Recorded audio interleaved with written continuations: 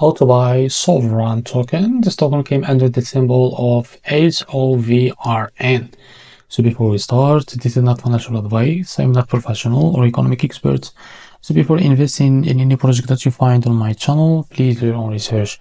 Now before going and buy this token, make sure to check their accounts and go and engage with their community. As you can see, they have 160,000 followers. So go and open this token in CoinGisco, as you can see.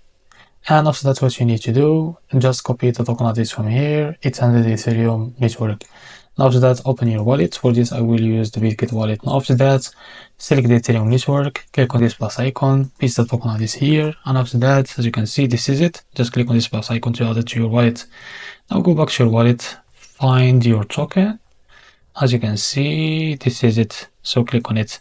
And after that, what you need to do is just click on swap, switch it from here. On the top, select the token that you want to buy with, for example, USDT, and make sure you have enough USDT on your wallet. Now after that, type how much you want to buy, wait a few seconds.